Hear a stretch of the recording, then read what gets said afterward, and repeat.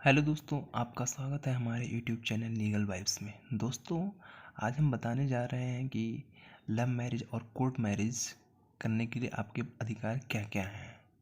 सर्वप्रथम हम बताते हैं कि सन 1954 में विशेष विवाह अधिनियम लाया गया। इसमें यह प्रावधान लाया गया कि व्यक्ति बिना किसी जाति धर्म के भेदभाव के वह शादी कर सकता है तथा इसमें यह नियत किया गया कि पुरुष की आयु 21 वर्ष से कम ना हो तथा महिला की आयु 18 वर्ष से कम ना पाई जाए। इसके बाद दोनों अपनी मर्जी से शादी कर सकते हैं। इसमें उसके माता पिता का कोई भी योगदान होना आवश्यक नहीं है। सरकार इस तरह के प्रावधानों को आश्रय देने के लिए प्रोटेक्शन देती है तथा इसके प्रोसेस के बारे में आइए जानते हैं। सर्वप्रथम हम बताते हैं कि आपके अधिकार क्या क्या हैं। पहला अधिनियम में आता है अंतर जातीय और अंतर धर्म विवाह से संबंधित है। यह जाति धर्म का बंधन नहीं होता है। इस अधिनियम में हिंदू मुस्लिम सिख ईसाई जैन बौद्धों के विवाह शामिल है। यह अधिनियम जम्मू कश्मीर में लागू नहीं होता था, लेकिन फिर अब सत्ता हटने के बाद लगने लगा। यह अधिनियम केवल विभिन्न जातीय धर्मों से संबंधित है, बल्कि भारतीय नागरिकों के लिए बल्कि विदेशों में रहने वालों के लिए भी संबंधित है। विदेश का कोई भी पक्ष विवाह का कोई भी पक्ष 1 वर्ष की समय सीमा समाप्त होने से पहले तलाक हेतु न्यायालय में अर्जी दाखिल कर सकता है। ऐसे मामले में जहां माननीय न्यायालय को यह लगता है कि याचिकाकर्ता द्वारा असाधारण कठिनाइयों का सामना किया गया है, वहां भ्रष्टता दिखाई गई है, तब तलाक की याचिका को जारी रखा जा सकता है। परंतु यदि न्यायालय द्वारा यह पाया जाता है कि प्रतिवादी द्वारा तलाक की याचिका दायर करने हेतु न्यायालय को भ्रमित किया गया है, तब 1 वर्ष की अवधि समाप्त होने के बाद ही प्रभावी आदेश दे सकती है, जहां विवाह भंग हो जाता है और अपील का अधिकार भी समाप्त हो जाता है। यह निर्धारित समय सीमा में याचिका दायर नहीं की जाती तो अपील खारिज की जाती है। इसमें पक्ष पुनर्विवाह कर सकता है।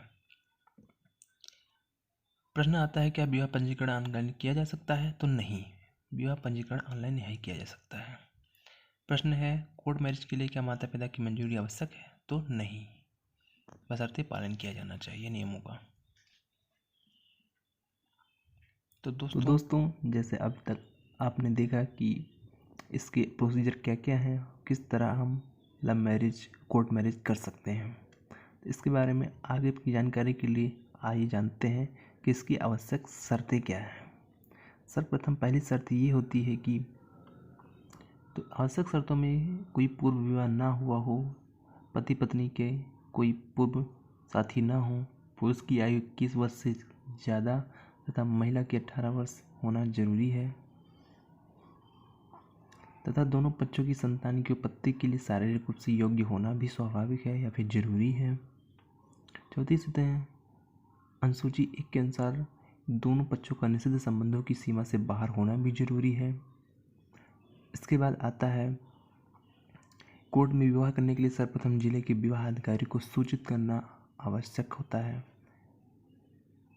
इसके बाद आता है विवाह में शामिल होने वाले पक्षों द्वारा लिखित सूचना दी जानी चाहिए। इसके बाद ही प्रक्रिया आगे बढ़ती है। दूसरी चीज़ है सूचना इस जिले के विवाह अधिकारी को दी जाएगी जिससे कम से कम एक पक्ष ने सूचना की तारीख से 1 महीने पहले तक शहर में निवास किया हो।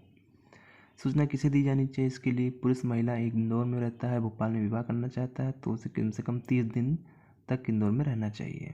सूचना का स्वरूप अनुसूची 2 के अधिनियम के अनुसार होना चाहिए, जिसके साथ आयु निवास करने के प्रमाण दस्तावेज भी शामिल हो। जिले के विवाह अधिकारी जिसके सामने सूचना जारी की गई थी वो सूचना प्रकाशित कर सकता है। सूचना कहाँ प्रकाशित की जाती है? सूचना की एक प्रति कार्यालय में विशिष्ट स्थान पर तथा एक प्रति उस जिला कार्यालय में जहाँ विवाह पक्ष स्थायी रूप से निवासित है प्रकाशित की जाती है। आपत्ति कौन कर सकता है? कोई भी व्यक्ति आपत्ति कर सकता है।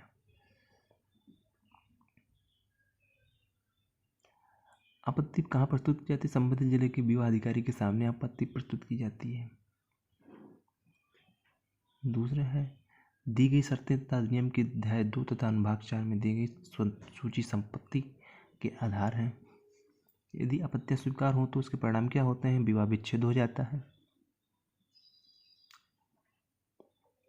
अपील किसके पास दर्ज की जाती है? अपील आपके स्थानीय जिला न्यायालय में विवाह अधिकारी के अधिकार क्षेत्र में दर्ज की जा सकती है। अपील कब दर्ज की जा सकती है? आपत्ति स्वीकार करने के 30 दिन के भीतर अपील दर्ज की जा सकती है। विवाह घोषणा पर कौन हस्ताक्षर करता है? विवाह अधिकारी घोषणा करता है।